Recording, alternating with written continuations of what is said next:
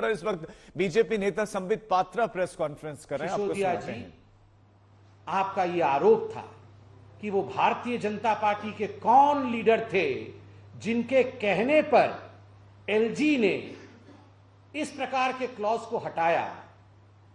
तो सिसोदिया जी, हम आपको बताना चाहेंगे, ये भारतीय जनता पार्टी के किसी नेता के कहने पर नहीं, संविधान के कहने पर, कानून के कहने पर, नियम के कहने पर जो काम एलजी ने किया है वो आप सबके सामने है।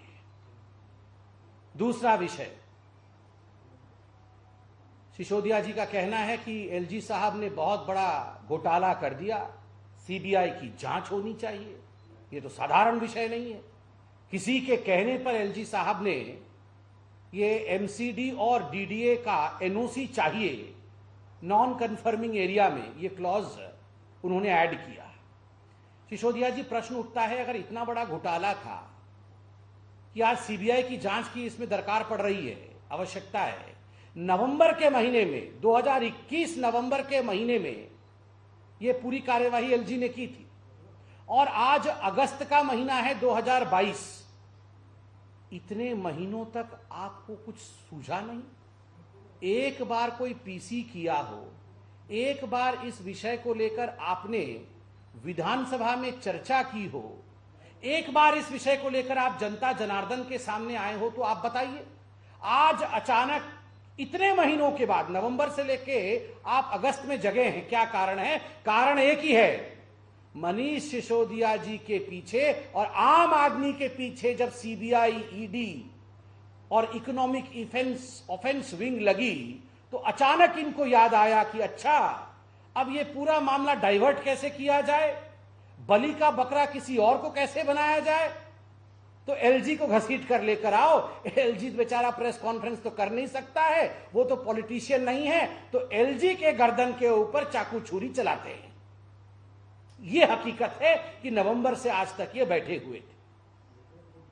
मनीष सिसोदिया जी और अरविंद केजरीवाल जी ने क्या क्या गड़बड़ी की है इस पूरे न्यू एक्साइज पॉलिसी में, मैं आपको संक्षेप में बताना चाहूंगा। नंबर एक, जो मैन्युफैक्चरिंग कंपनी होती है वो रिटेल में अलाउड नहीं होती है, मगर मैन्युफैक्चरिंग कंपनी को मनीष सिसोदिया जी ने रिटेल में अलाउड किया। दूसरा, जो ब्लैकलिस्टेड कंपनी होती है वो ब्लैकलिस्टेड कंपनी भी, उनको ये ठेके खोलने की अनुमति नहीं होती।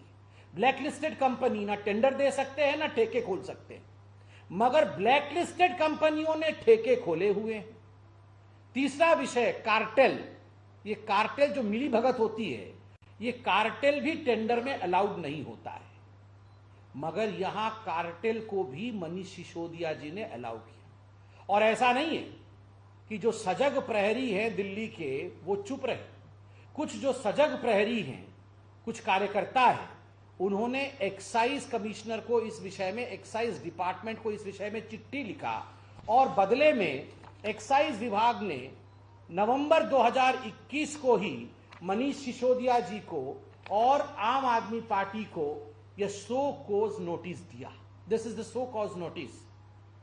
ये सो कॉज नोटिस जो दिया गया है कि आखिरकार क्यों आप कार्टेल अलाउ कर रहे हैं, आखिरकार क्यों आप मैन्युफैक्चरर्स को रिटेल में अलाउ कर रहे हैं, आखिरकार क्यों आपने ब्लैकलिस्टेड कंपनी को ठेके खोलने की अनुमति दी, यह नोटिस इशू किया है एक्साइज डिपार्टमेंट ने। मनीष सिसोदिया जी, ये तो नवंबर विगत वर्ष इशू किया हुआ नोटिस है, क्या इसका जवाब आपके विभाग ने दिया है?